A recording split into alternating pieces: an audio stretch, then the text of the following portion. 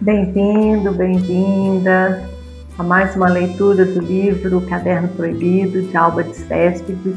Essa será a nossa 26ª leitura.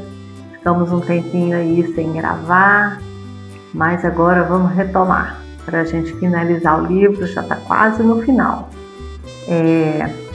Essa leitura aqui, a gente vai se ater a 2 registros, do dia 17 de abril e o dia 18 de abril. São 2 registros apenas, mas eles são um pouco compridinhos, então a gente vai ficar somente neles aqui. A última leitura que foi feita foi a conversa de Valéria com o Cantone, que foi uma conversa muito interessante. Então agora a gente vai dar prosseguimento aqui, vamos ver o que vai acontecer depois dessa conversa, né? O que Valéria vai registrar, o que essa conversa, o que ela vai refletir dentro dessa Valéria aí que está vivendo momentos tão conflitantes, tão conturbados, né? Com tantas dúvidas e descobertas que ela, não, na verdade, às vezes não gostaria de estar descobrindo, né? Mas está. Então vamos lá, 26ª leitura, dia 17 de abril. A cada vez que abro este caderno, me voltam à mente as aflições que sentia quando comecei a escrever nele. Era perseguida por remorsos que envenenavam todo o meu dia. Vivia com medo de que ele fosse descoberto, ainda que naquela época não contivesse nada que pudesse me incriminar. Mas agora é diferente.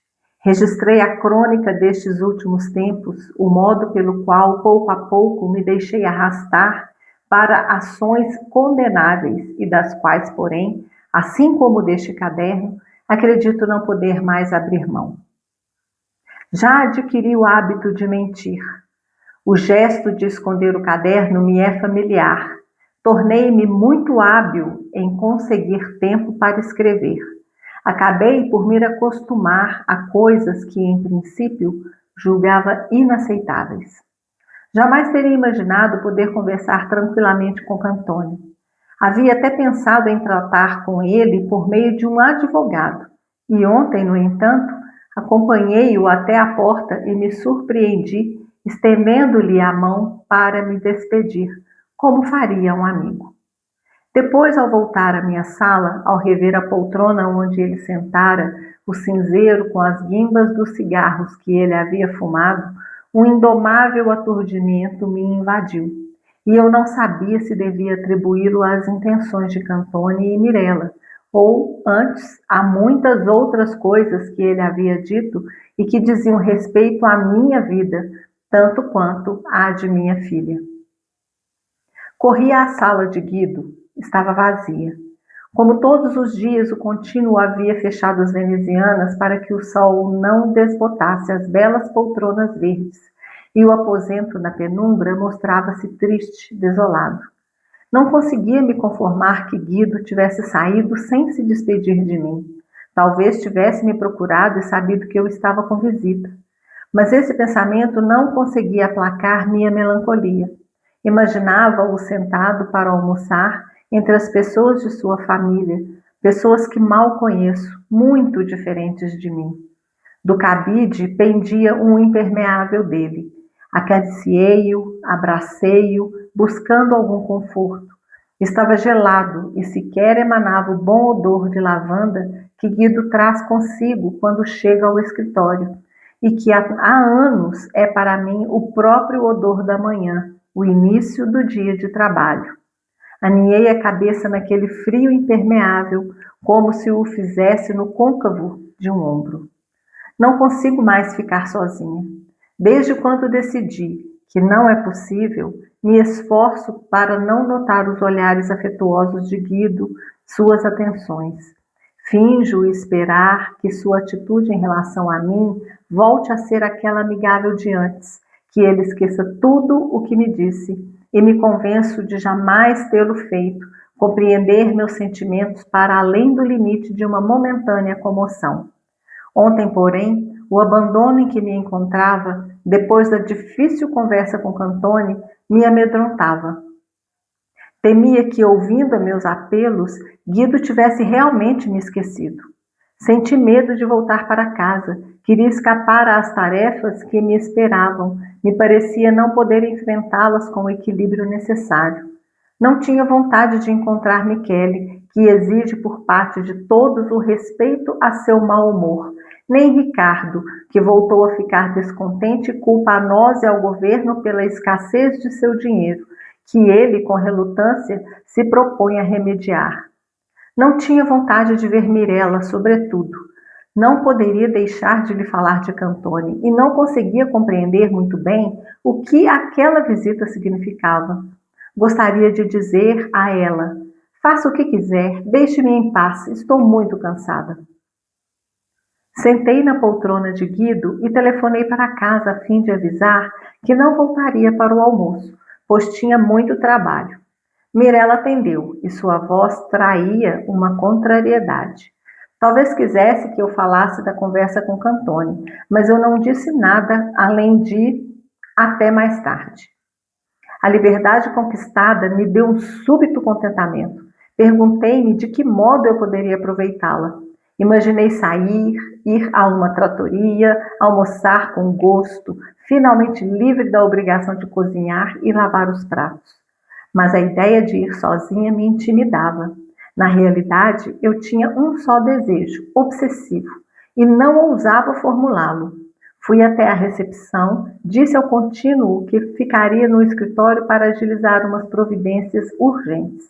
Com alívio, ouvi a porta se fechar atrás dele. Voltei à escrivaninha de Guido e, célere, disquei seu número de telefone. Atendeu um empregado lacônico e, por um momento, temi que ele não quisesse avisar sobre minha ligação. Então ouvi os passos de Guido, pareciam ansiosos. Eu disse: alô? O senhor precisa voltar logo ao escritório. Estou aqui sozinha. Gostaria de lhe lembrar que o senhor tem um compromisso. Ele titubeou por um instante, mas logo se recuperou e respondeu: entendi, está bem.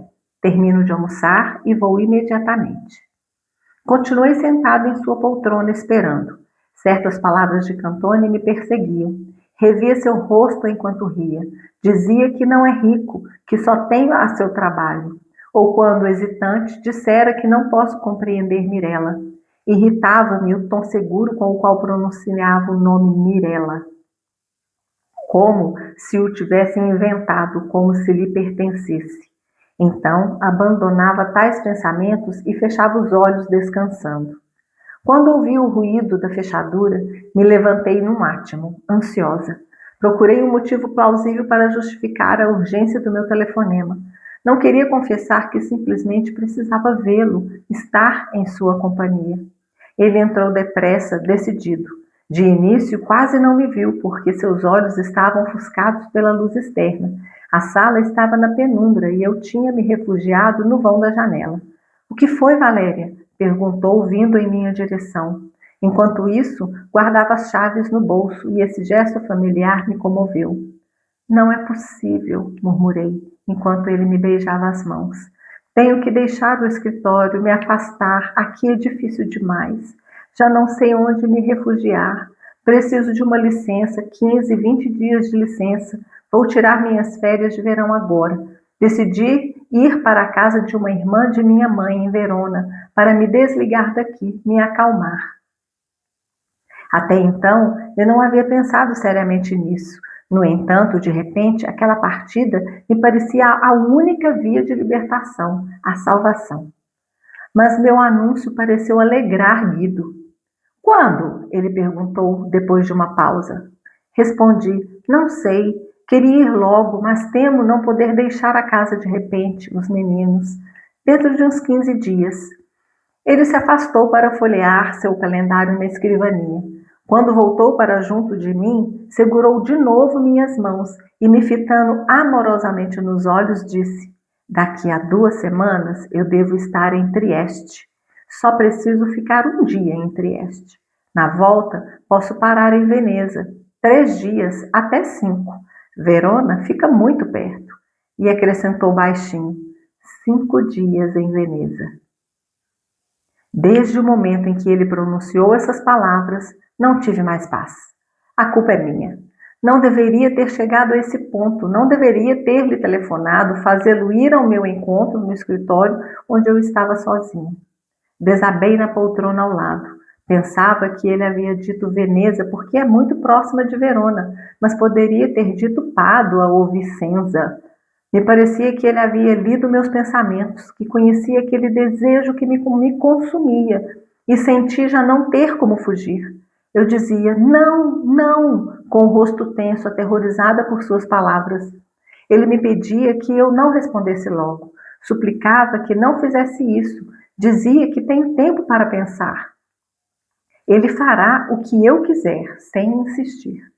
Disse também que devo ter confiança nele, em sua afeição, e enquanto isso me abraçava ternamente, aflorava minhas têmporas com os lábios, murmurava que não podemos renunciar ao amor, à felicidade, temos direito a ela.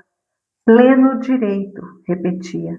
Sentia que com essas palavras ele aludia a alguma coisa de sua vida que eu não conhecia. Pensava: chega de Mirella, chega de Ricardo, oh, chega, chega. Quando o contínuo voltou, nos surpreendeu próximos na penumbra, mas eu estava tão absorta em seu olhar espantado, que seu olhar espantado sequer me alcançou. Àquela altura, eu acreditava já estar no trem. Em casa, Mirella, ao me ver pensativa, me puxou à parte e perguntou: é culpa minha, mamãe? Acenei que sim com a cabeça.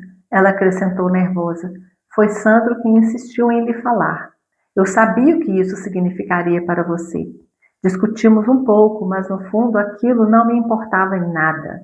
Ela confirmou o que Cantone havia dito e notei que os dois usavam as mesmas palavras. Vou falar com seu pai, avisei, mas hoje não tenho forças para isso. Ele decidirá. Talvez seja bom que você vá embora mais adiante. Estamos habituados a viver certos princípios. Podem ser falsos e antiquados, como você diz, mas não podemos mudar. Mais uma vez, eu me espantava por vê-la agir com frieza, sem pedir perdão e sem invocar como desculpa a cegueira da paixão. Quando éramos noivos, eu pecava com Michele, mas fingia fazê-lo de má vontade, arrastada por ele, sem consentir. Foi assim, inclusive, em nossa noite de núpcias, e depois, sempre que ele me procurava à noite. Se eu fosse a Veneza, talvez chegasse lá fingindo não saber por que fui, nem aquilo que fatalmente aconteceria. Essa é a diferença entre Mirella e eu. Me parece que, aceitando conscientemente certas situações, ela se libertou para sempre do pecado. Gostaria de lhe perguntar se tem a consciência em paz, tranquilidade de espírito, mas não podemos continuar a conversa porque Michele voltou e eu tive de preparar o jantar, enquanto ele me cercava explicando tudo o que devo dizer à Clara amanhã. Teme que eu não me lembre. Respondi que estou ansiosa por ter notícias sobre o argumento, porque se conseguir uma licença no escritório, gostaria de passar uns dias em Verona, com a tia Matilde. Achei que Michele compreenderia logo de que se trata. Esperei que me proibisse de partir. Longe disso. Ele comentou que a viagem me faria bem. Então acrescentei que, de Verona, eu tinha a intenção de ir até Veneza. Ele assentiu. É uma boa ideia. Você pensa nisso há muito tempo. Deseja muito. Compreendi que qualquer coisa que eu dissesse não mudaria nada àquela altura. Mesmo que eu confessasse que o diretor também irá a Veneza, ele acharia natural. Lembrei a noite em que ele mencionou o que sentia quando o diretor me trazia em casa e ele, da janela, me via descer do automóvel. Agora não vê mais nada, não vê mais. Há os filhos entre nós, e Marina, e Cantone, e todas as montanhas de pratos que lavei e as horas que ele passou no escritório e as que eu passei no escritório, e todas as sopas que servi, como fiz ontem à noite, enquanto o vapor me embaraçava a vista. Ao mesmo tempo, pensei que não viajo há muito, só tenho uma velha mala de papelão. Vou precisar usar a grande, de couro, a de Michele. 18 de abril. Hoje fui almoçar na casa de Clara. Nos vimos sozinhas, como quando éramos jovens, e tive a impressão de estar de férias. Ela comprou uma cobertura num prédiozinho novo, no Parioli. Do alto do terraço vê-se um panorama vasto, alegre, prados, pinheiros e casas brancas. O terraço já está florido, ficamos um pouco ao ar livre e nos sentimos muito bem. Sentadas na espreguiçadeira onde Clara se deita para tomar sol, ela diz que para conservar um aspecto jovem, é preciso estar sempre um pouco bronzeada. Todas as atrizes de cinema sabem disso. No banheiro, pouco antes, eu havia observado os cosméticos que ela usa. Mas são muitos. Não sei quais eu deveria comprar e não me atrevi a perguntar. Não há dúvida de que a vida de Clara mudou desde que ela não vive mais com o marido. Michele tem toda a razão. A casa é decorada com um gosto que eu não conhecia nela. Eu antes nem supunha que ela fosse muito inteligente. Era assanhada, vivia falando de homens. Perguntei-lhe se, como sempre, estava apaixonada. E ela me olhou com reserva. Não. Apressou-se a responder, mas não acredito. Clara sempre disse que não poderia viver sem amor. Talvez já não tenha intimidade comigo. Eu, porém, nunca tive, como hoje, tanta vontade de falar desse assunto. É necessário muito tempo para o amor, Clara dizia, porque na verdade o amor não existe. É preciso inventá-lo a cada dia, a cada momento, e estar sempre à altura da própria invenção. É difícil. Ela concluiu com um sorriso cínico, forçado. Disse que dispõe de pouco tempo, e enquanto eu tentava saber como Michele me havia sugerido, porque ela é tão ocupada, ela mesma me falava disso. Roteiros, dizia de forma evasiva, pessoas que devo receber, tenho muitos compromissos. Queria ter visto Michele com mais frequência. Ele gostaria de mudar de vida, de deixar o banco para se dedicar ao cinema. Mas você também deve dissuadi-lo, Valéria. Talvez não tenha sido bom eu ter ido almoçar com vocês naquele domingo. Nunca é bom que dois mundos tão distantes um do outro se encontrem. Seria melhor que cada um sempre permanecesse no próprio. Mas só compreendemos isso depois. O mundo onde vivo é diferente. Eles não teriam confiança em um homem como Michele, que passou a vida toda num banco. Sempre o julgariam um diletante. E, de fato, seria isso mesmo, não poderia ser de outro modo. Diletante, só um parênteses, é uma pessoa que se dedica a um hobby, e esse hobby não é uma profissão. A pessoa ela não encara esse fazer, essa atividade como uma profissão, apenas como um hobby. No início, Michele me surpreendeu. Eu o imaginara diferente, segundo o que você me dizia. De fato, esperava que o argumento pudesse ser vendido. Fiz o que pude, mas por enquanto não tive êxito. Clara disse que havia conversado longamente com ele e que se ele soubesse traduzir por escrito todas as ideias que tem, as coisas que fala, faria fortuna. Michele gostaria de trabalhar comigo, mas não é possível. Eu preciso estar livre. Aliás, só poderia prejudicá-lo, e disse isso a ele. Certa ocasião, conversamos até o amanhecer. Eu não tinha percebido. Talvez estivesse dormindo quando Michele voltou, e ele não me disse nada na manhã seguinte. Olhei a grande sala de estar forrada de estantes, os belos e confortáveis sofás, o vestido elegante de Clara. É evidente que Michele gostaria de se ver rodeado por aquele conforto que em casa jamais tivemos. Ele pareceu convencido a retomar seu caminho, continuava Clara. Mudar de rumo agora, eu disse, seria um erro. Ou melhor, seria impossível. Ela falava com dureza e eu me sentia constrangida porque nesse ínterim a copeira zanzava por lá tirando a mesa. O almoço tinha sido leve, mas excelente. Fazia muito tempo que eu não comia pratos preparados com tanto capricho. A pressa me obriga sempre a fazer espaguete, ovos e salada. Aos domingos, um assado. Clara fumava cigarros americanos, me oferecia uns chocolatinhos de uma caixa cara que de certo lhe havia sido presenteada. Sentia certa irritação por ela querer empurrar Michele de volta a uma vida que ela mesma julga medíocre e sem esperança.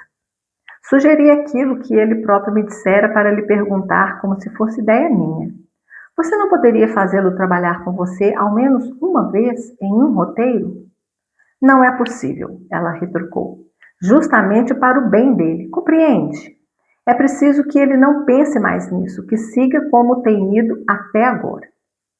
Estava impaciente, repetia que não tem tempo, que sua vida é uma luta contínua, porque para uma mulher é muito difícil abrir caminho. Dizia que precisou adquirir uma espécie de dureza. Havia alguma coisa que me escapava em seu discurso.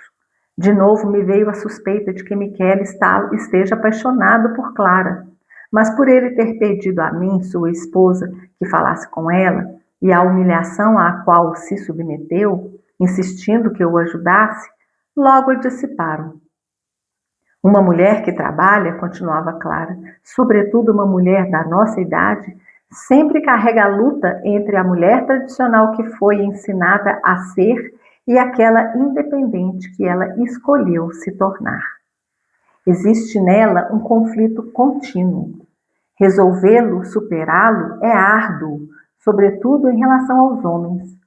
Você talvez não possa compreender isso. Tem outro temperamento e, no fundo, teve tudo o que se propôs, casando-se. Você foi afortunada. Pensei se ela de fato pensava assim. Oh, sem dúvida, exclamou. E prosseguiu. Eu sempre me sentia fraca diante de você, justamente porque você nunca ficava dividida. Levava a vida que havia escolhido e eu a admirava por ser sempre coerente consigo mesma, estar sempre serena. Lembro de quando você tricotava ou fazia doces para ganhar algum dinheiro. E agora tem tudo sobre seus ombros. Sei bem disso, a casa, o escritório. Não sei como consegue. Eu não conseguiria ser assim tão forte. Ou talvez jamais consigamos ser fortes quando éramos sós. Saber que somos necessários aos outros nos obriga a ser fortes. Seja como for, é preciso ter a sua saúde para conseguir. Respondi que estou de acordo no que se refere à saúde, mas tentei mencionar muitas outras fraquezas minhas e Clara me interrompeu. Não, você acredita que as teve, mas engana-se. É inútil tentar me convencer, você sempre foi fortíssima. Ria com um riso arguto, jovem. Eu queria contar tudo a ela, falar-lhe de Guido e de Veneza. Ao chegar à sua casa, havia até pensado em lhe pedir emprestada uma mala, e também um de seus hobbies e um par de suas pantufas douradas. As minhas são de felpa vermelha, pesadas. Com frequência, sinto o desejo de trocar confidências com uma pessoa viva e não só com este caderno. Mas nunca pude. Mais forte que o desejo de me abrir era o temor de destruir algo que fui construindo dia após dia, em 20 anos, e que é o único bem que possuo. Clara me falava com ardor. É preciso ter sempre um objetivo na vida. Você tem os filhos. Quem tem um objetivo não precisa da felicidade miúda de todo dia. Persegue aquele objetivo e adia sempre a oportunidade de ser feliz. Mesmo que não o alcance, naquela tentativa já estão o objetivo da vida dessa pessoa e a felicidade. No fundo, foi por isso que comecei a trabalhar, mas ainda do que pelo ganho, mais ainda do que pelo ganho, porque estava cansada de esperar ser feliz por causa de um determinado homem ou de um outro. É essa esperança de felicidade que desgasta uma mulher, dia após dia, que a destrói. Você, esperando que os meninos crescessem, tinha a possibilidade de se esquecer disso. Esperava que eles aprendessem a andar, que fossem para a escola, que fizessem a primeira comunhão, e agora espera que se formem, que se casem, não? E enquanto isso, o tempo passa. Pois é, repeti, o tempo passa. Meu tom de voz, a expressão do meu rosto devem ter parecido estranhas, porque Clara me perguntou o que eu tinha. Gostaria de lhe dizer que os meninos já são grandes, não tenho mais nada a esperar. Em vez disso, levantando-me para ir embora, respondi com um sorriso. Nada. Eu estava pensando justamente que o tempo passa. Bom, a gente interrompe aqui a leitura e acho que é interessante alguns comentários, né, para a gente fazer aqui, que são, assim, interessantes, né, com relação a esses dois registros dela. No primeiro registro, né, em que ela fala novamente do caderno, que ela fica fazendo as reflexões com relação à conversa com o Cantone, e que ela telefona para o Guido, né, e aí surge essa viagem.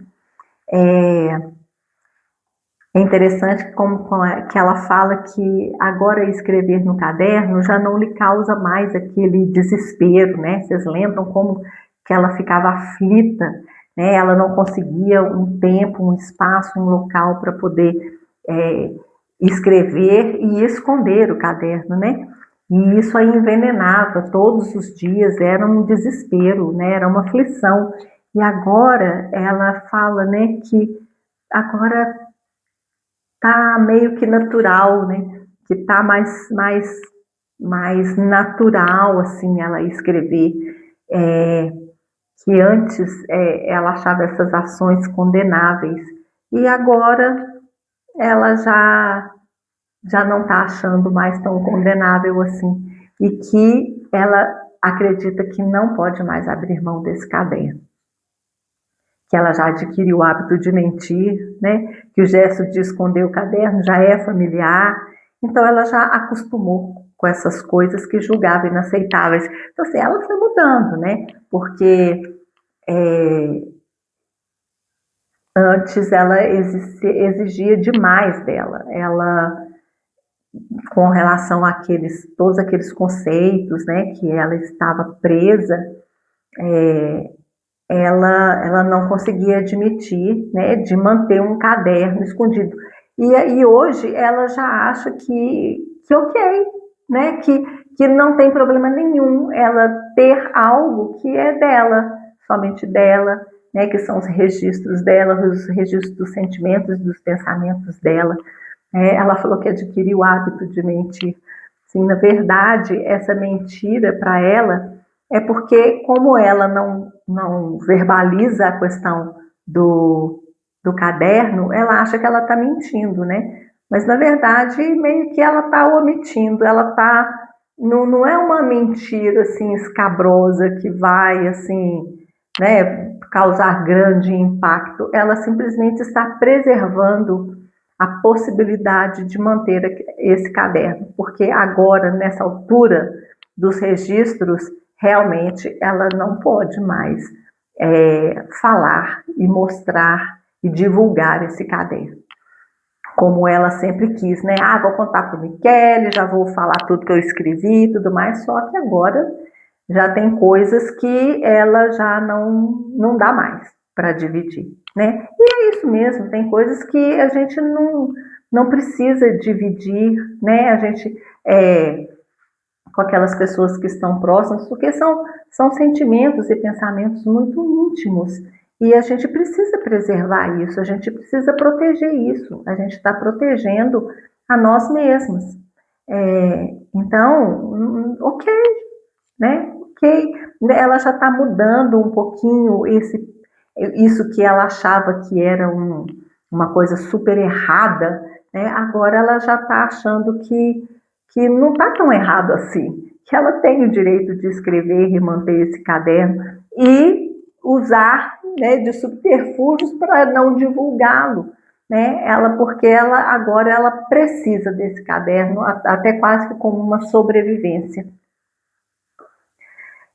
Quando ela fala sobre a conversa, né, do Cantone, ela fala que ela fica refletindo, né, sobre essa conversa e que algumas coisas que ele disse que diziam respeito à vida dela, né? Obviamente a vida de Mirella, mas também muito em relação à vida dela, e a gente viu isso na leitura passada. Parece que ele estava falando dela, né? Assim, com tanta certeza,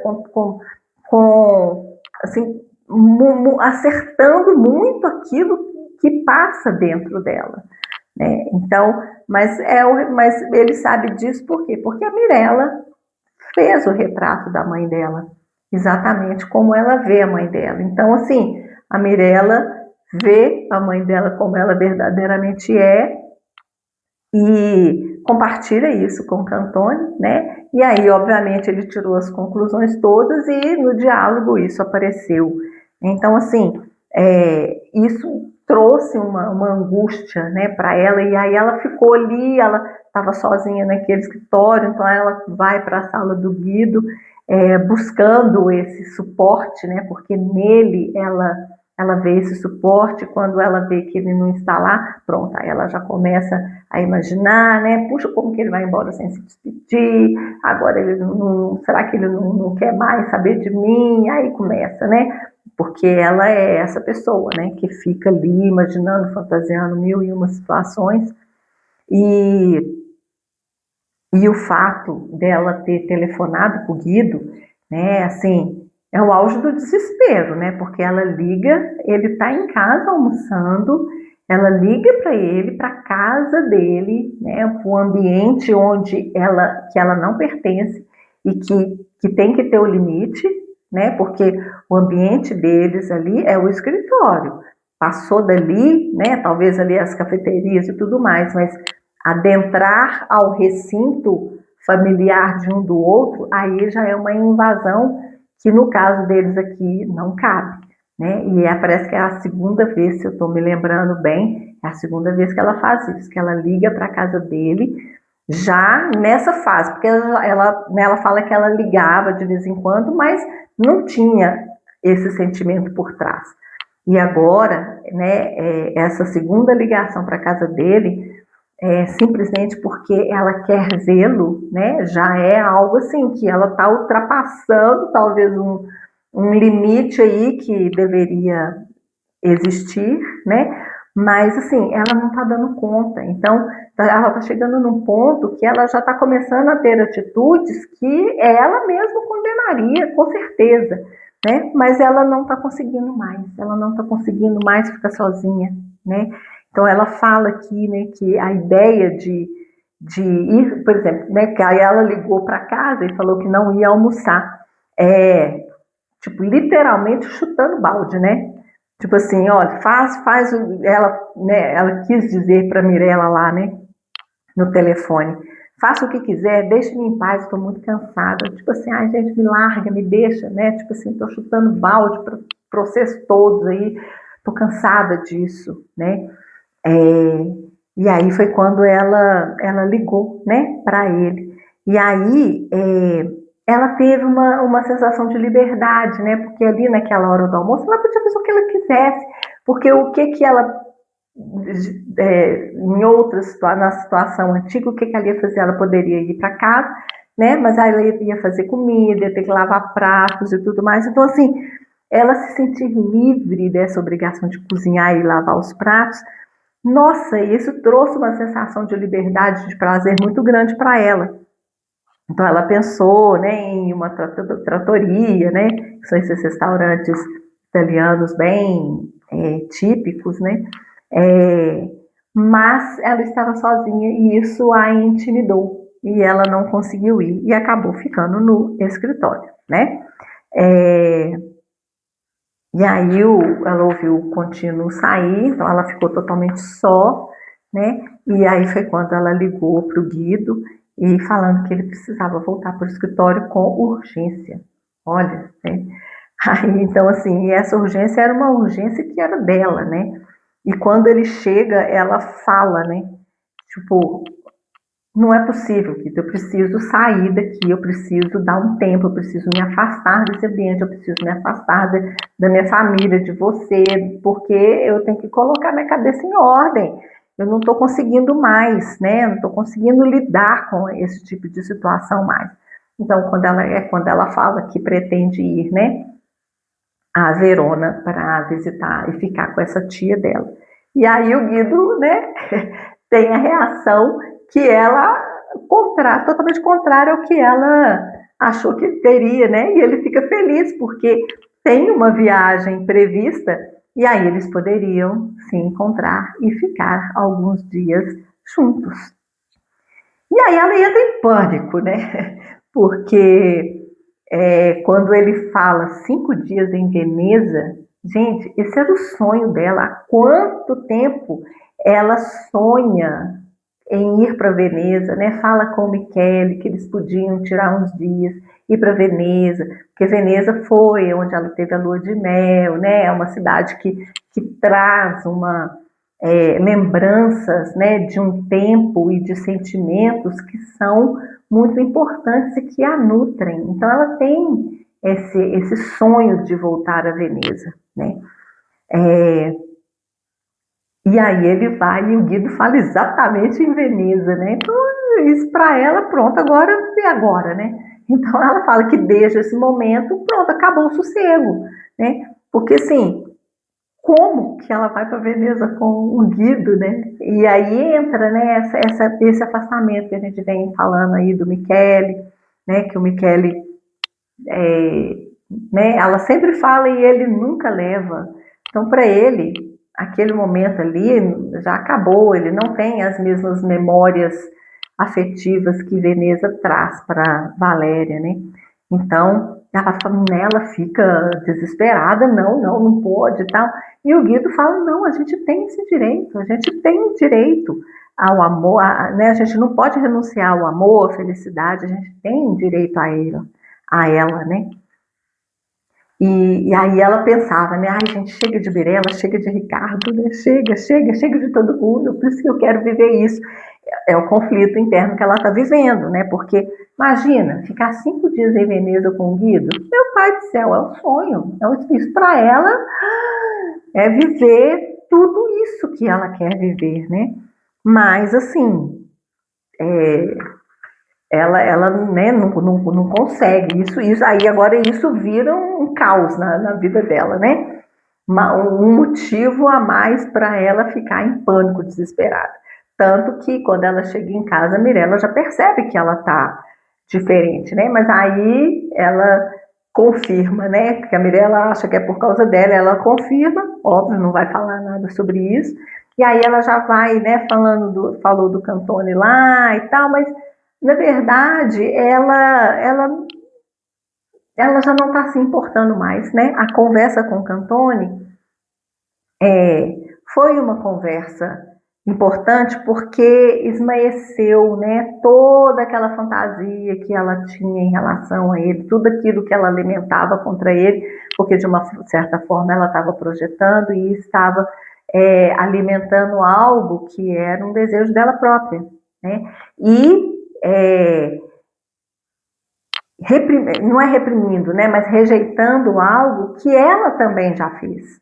Então, ela tinha que atacar o Cantone de todas as formas possíveis e imagináveis. Ela não podia nunca ser amiga, né, e concordar com o que o Cantone estava vivendo com a Mirella. Então, aí aqui ela fala, eu vou falar com seu pai, ele vai decidir e tudo mais.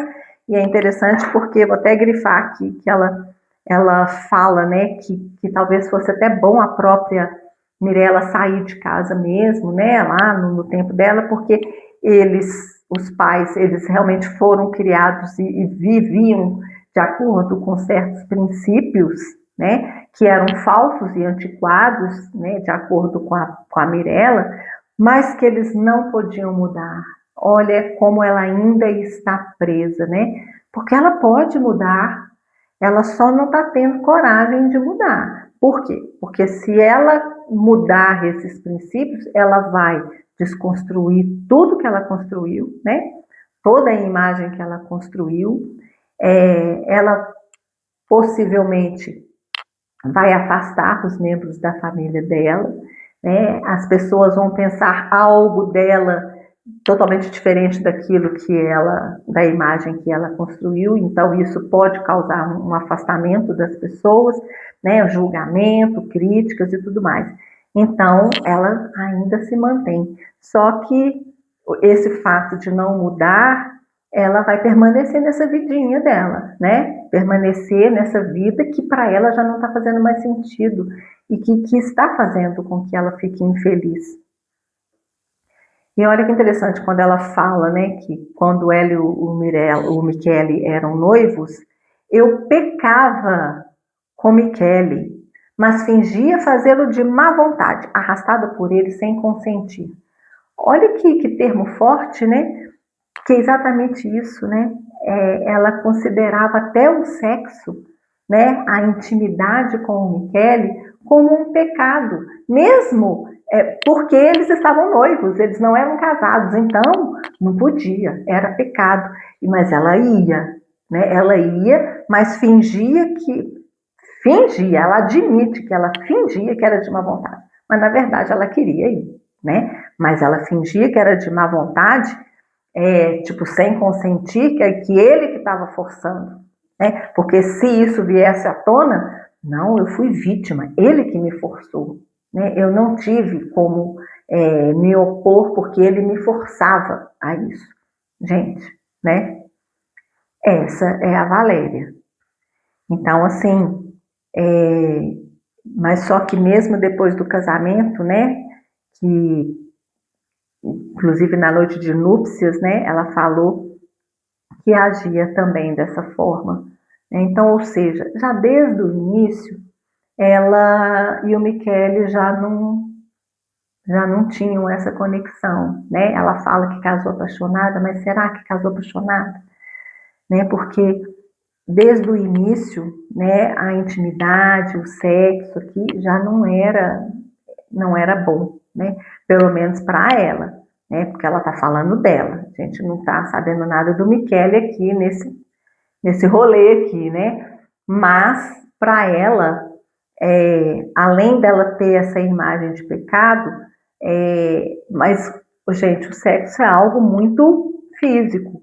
Então, assim, independente se ela achasse que era pecado ou não, se ela sentisse a atração sexual por ele, ela iria e teria, digamos, um certo prazer, né? Mas a gente também não sabe até que nível que é esse pensamento, né? Essa ideia concebida, esse conceito concebido de pecado, que às vezes até não a deixava sentir prazer na relação de tão forte que isso era para ela, né? Então, olha, desde o início do casamento, a coisa já não era boa, né?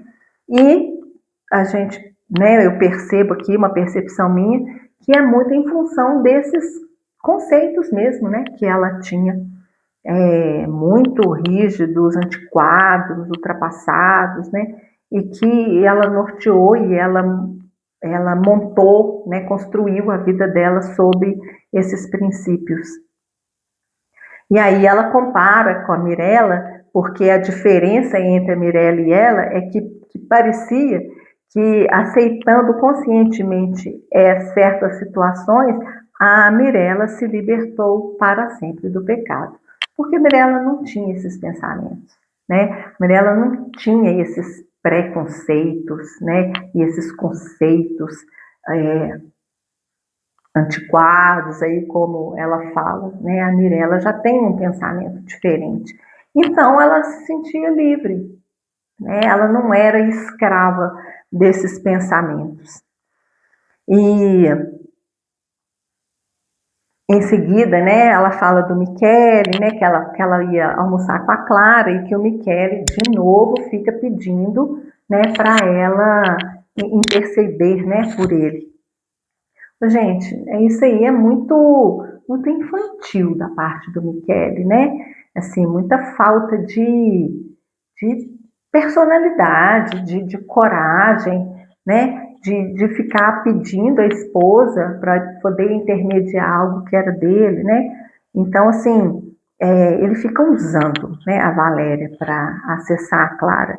E ele mesmo não vai lá, não peita, não encara de frente, né, a situação. Então ela fala, né, que ela fala que ela estava pensando em passar uns dias lá em Verona e depois pensou em Veneza. E olha o que ele fala, né? É uma boa ideia, você pensa nisso há muito tempo, deseja muito, gente do céu, né? Olha para você ver. Então assim, ele nem pensava em levar a Valéria a Veneza e ainda deixa ela ir sozinha. É assim, é o extremo mesmo dessa desconexão, né? Tipo assim, nossa, vai mesmo, vai lá, curte, fica lá sozinho, né? Assim, é uma falta uma ausência total de companheirismo, de parceria, de cumplicidade desse casal. Então ela fala, né, que agora ele não vê mais nada, ele não vê mais, ele só vê o bendito do argumento, né? E fica lá de mau humor o tempo todo, e porque assim, e ele não vê mais nada, né? Ele vê o argumento e as coisas que estão entre eles, ou seja, ele não a vê mais, né? Ele vê o argumento, que agora é um elemento novo, e os filhos que estão entre os dois, né? O escritório e isso, né? Ela fala a Marina, o Cantone, todas as montanhas de pratos que lavei, as horas que ele passou no escritório e as horas que ela passou no escritório, e todas as sopas que ela serviu, né? Então, assim, ele não a vê mais, ele só vê o que ela faz, né? Só apenas essas funções. E aí ela já pensa na viagem, né, que ela vai precisar de uma mala grande e que ela não tem e que provavelmente vai ser a mala dele que vai levar, né? Ironia, né? Irônico. E aí no outro registro, na casa de Clara, ela tem umas passagens interessantes, né? Porque ela tinha uns conceitos de Clara, né? Que agora ela está vendo que não condizem tanto com o que ela imaginava, né? E que como que a Clara mudou depois que ela se separou do marido? A Clara agora é uma pessoa que vive a vida dela, ela não tem que dar satisfação para ninguém, né? Ela cuida somente dela, ela não teve filhos, né? Então ela pôde se dedicar àquilo que ela quis se dedicar. Mas a gente percebe aqui nessa conversa que a Clara também não é feliz, né? E, e ela fala, né, que quando elas falam sobre amor, se ela estava apaixonada, né? A Clara fala que é necessário muito tempo para o amor, que na verdade ele não existe, é preciso inventá-lo a cada dia, a cada momento, e estar sempre à altura da própria invenção, que é difícil. E realmente, né, o amor é uma construção, e manter isso é também uma construção, isso também faz parte, né? Então, assim, dando uma extrapolada aqui, né? A Valéria está apaixonada pelo Guido, mas será que é amor? Né? Será que se eles vivessem juntos, ela não cairia de novo numa rotina? Porque é isso que a Clara está falando aqui. Isso precisa ser alimentado, reinventado todos os dias, senão entra num marasmo total. Então, qualquer relação, principalmente uma relação afetiva entre duas pessoas, ela precisa ser alimentada, porque senão ela vai cair no marasmo e vai definhar. Por isso que ela fala, né? Ela tem essa fala aqui, né? Que é uma construção. E aí eu fiquei pensando, será que com Guido seria da mesma forma? Será que talvez eles conseguiriam alimentar essa relação e ir construindo um amor verdadeiro que não fizesse essa relação cair num marasmo e definhar? Não sei, né? Porque a Valéria tem o temperamento dela, ela tem esses preconceitos dela. Será que ela não levaria isso junto, mesmo ela não querendo mostrar essa face, porque ela fala que ela não quer que o Guido veja esse lado dela, mas será que ela ia conseguir? Né? Porque isso está tão enraizado, né? Ela fala lá, não podemos mudar. Então, né, vai se saber, só reflexões aqui com relação à história, dando umas extrapoladas, né? E ela fala também depois, né, quando ela se arrepende de ter colocado o Michele nesse bolo todo aí, ela fala que nunca é bom que dois mundos tão distantes um do outro se encontrem. E aí a gente fazendo um paralelo entre Guido e Valéria, são mundos bem distantes. Então, será que é bom, né, eles estarem se encontrando também? Mas eles têm algumas coisas em comuns, né? Eles preenchem lacunas. E aí que tá, né? Quando a paixão ela surge muito nisso, né? Nessas lacunas que são preenchidas. Mas e depois, né? Aí é uma construção, é a manutenção desse processo. E aqui no caso, como o Michele nunca trabalhou com isso, né, o meio ali seria muito difícil de aceitá-lo, né, porque veria que isso, iam considerar que isso era apenas um hobby para ele, não uma profissão, algo que ele fosse realmente se empenhar e botar a cara e ir de corpo inteiro, 100%. Então, é um mundo muito diferente, né? E aí, assim, ela tá forçando muito a barra aqui com a Valéria pro Michele desistir, né? Pro Michele voltar para a vidinha dele lá e tal, e a Valéria acha isso estranho, né? Então é onde ela começa a pensar de novo, não, mas será que, né, eles estão apaixonados e tal, e a Clara está fazendo isso exatamente para poder se afastar dele? Não fica muito claro aqui, né, gente? Até o momento não está muito claro se realmente existe, começou a existir alguma coisa entre eles, porque a Clara tem aquela vida, né, né, assim, toda independente, o Michele ficou deslumbrado, né, isso a gente percebeu claramente aqui, que ele, né, durante as nossas leituras, que ele ficou deslumbrado com a vida dela e com o mundo dela, e isso pode ter, são as lacunas, né? Então, essa vida dela pode ter preenchido uma lacuna dele, e a própria vida dele, né, que é essa vida mais calma, mais tranquila, né, dele ter de ser uma pessoa assim mais segura, de repente pode preencher uma lacuna de Clara que a gente desconhece, né? Mas isso são elucubrações, a gente não tem nada claro aqui, não tem nada explícito sobre isso, né? Mas que é possível acontecer? Sim, é possível acontecer, né? Agora, a Clara fala que é justamente para o bem dele, né? Que ele não pense mais nesse processo, né? Que ele não pense mais nessa situação, que ele siga a vida como ele sempre seguiu. É estranho, né, ela falar isso, realmente causa um estranhamento. Ou tem algum motivo aí, ou ela não gostou do argumento, mas eu acho que talvez não seja tanto isso, porque ela fala, né, que se ele conseguisse traduzir o que ele pensa, né, essas coisas que ele fala, né, que ele faria fortuna. Então, assim, quer dizer que as coisas dele não são ruins, mas tem alguma coisa aí nele que ele precisa melhorar, mas ela não quer ajudá-lo nesse sentido, né? Ela não quer que ele fique com ela não quer que ele trabalhe com ela.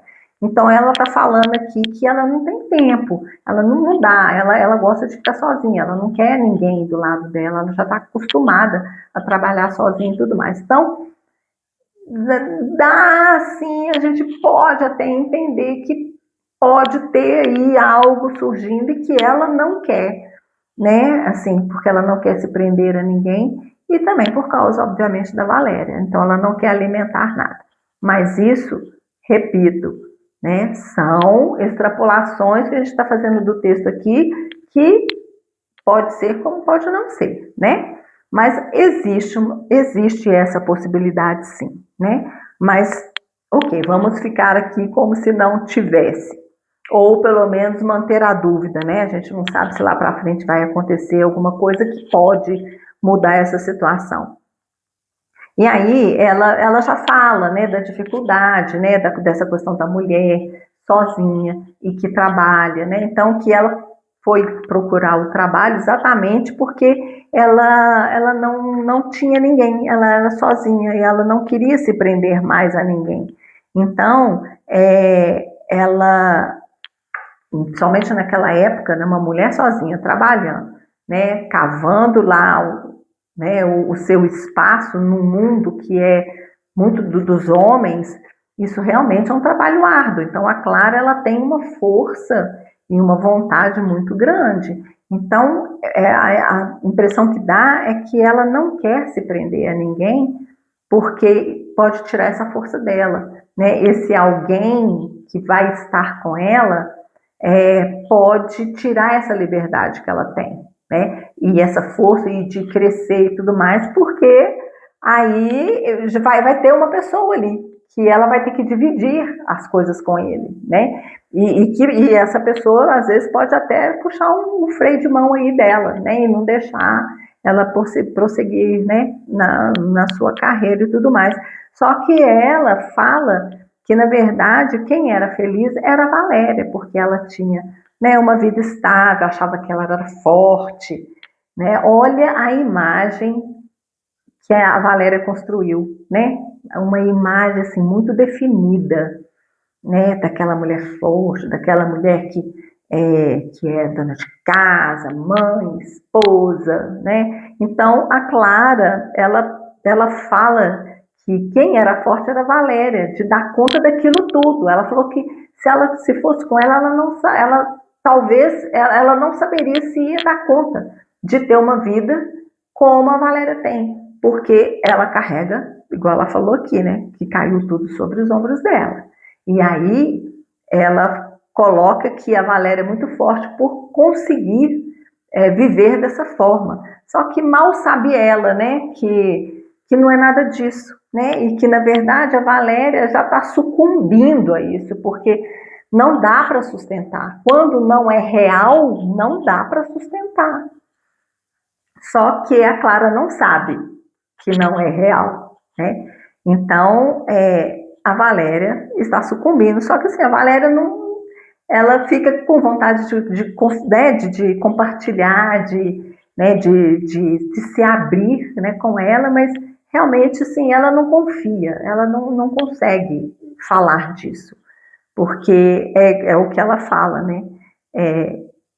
Mas eu nunca pude conversar, né, com uma pessoa viva sobre isso tudo que está acontecendo, porque mais forte que o desejo de me abrir era o temor de destruir algo que fui construindo dia após dia, em 20 anos, e que é o único bem que eu possuo, que essa é a imagem dela, que essa é a imagem dela ser forte, né? Então é a única coisa que ela construiu, né? Então, se ela se abrir e falar de tudo que está acontecendo na vida dela, de tudo que está vindo na cabeça dela, de tudo que ela está sentindo, de todos os conflitos, é julgar, assim, implodir, literalmente, essa imagem que ela construiu.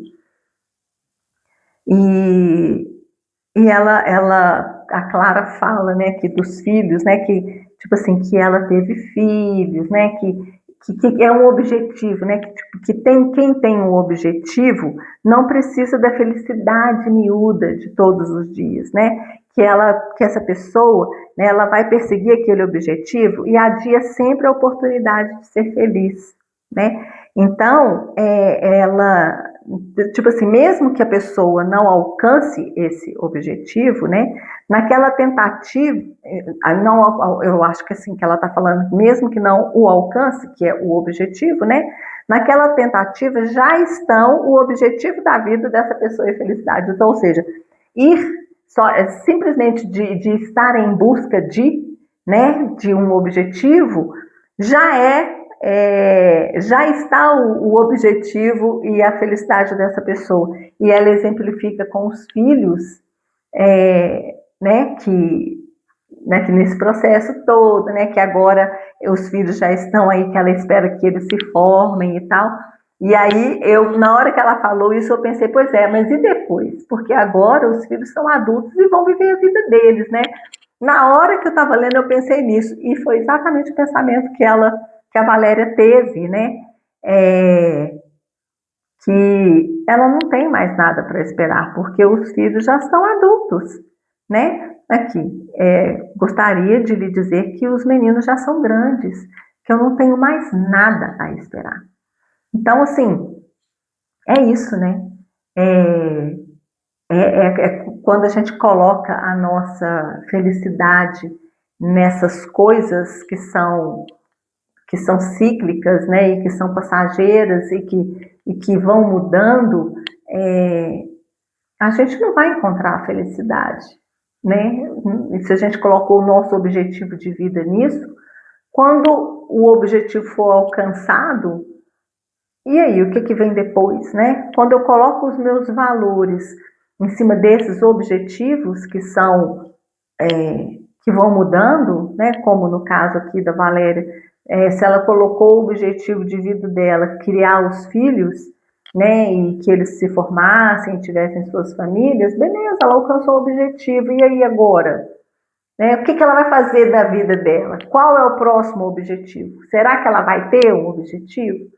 Né? Então, é isso, né? A gente saber onde que nós estamos construindo os nossos valores, quais são, né, esses objetivos que nós traçamos para a nossa vida, porque pode chegar um momento que esses objetivos muito práticos, muito do dia a dia, muito materiais, eles sejam alcançados e aí depois a gente fica perdido e não sabe o que faz da vida, né? E aí a vida fica meio sem sentido.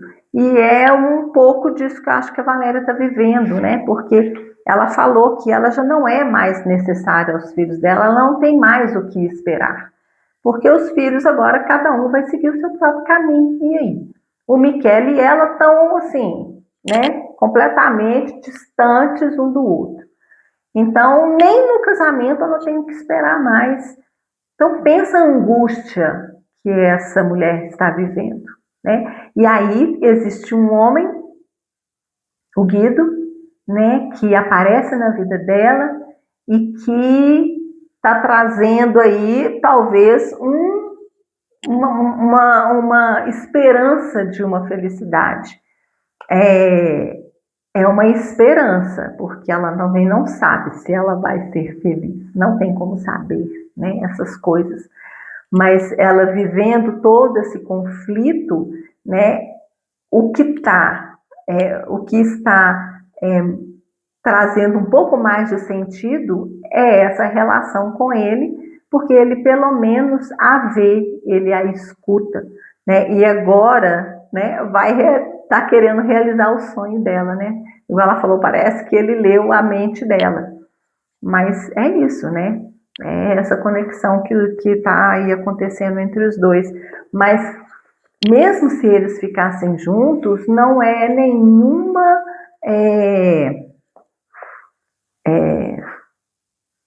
assim, certeza de que sejam felizes. Mas ela também não tem que preocupar com isso, né? Porque isso aí é a gente pensar, isso aí é uma ansiedade, né? É a gente pensar em algo que ainda nem aconteceu. Então ela precisa viver o hoje, né? E o hoje é isso, é isso. Agora essa viagem para Veneza, não esperar mais nada em termos da família, o que ela tinha que fazer, ela já fez. Desconstruir essa imagem que para ela está sendo doloroso, que ela não está conseguindo, porque é a única coisa que ela, pelo menos nas relações atuais da vida dela, é a única imagem que ela tem, né, e que ela passa de valor. Então, se ela fica com Guido, por exemplo, ela vai desconstruir tudo isso. E mesmo ela ficando com Guido, que é uma pessoa que a vê de uma forma diferente, ela desconstruiu uma imagem para todo mundo que a cerca, né? É sofrido e é dolorido e exige muita coragem. Então, vamos ver aqui o que ela vai fazer, né, mais para frente com relação a essa viagem, se vai acontecer, se não vai acontecer, porque ela fica aqui em pânico, né? Ela fica num conflito danado. Porque um lado dela quer muito ir, mas existe o outro lado dela que é o compromisso ali com a família, aquela coisa toda que aprende. Então, um novo conflito se estabelece aí na vida de Valéria. Então, a gente fica por aqui. Em breve teremos a 27ª leitura e vamos ver, né, como que esses acontecimentos vão se desenrolar. Então, um grande abraço e até mais. Até a próxima leitura.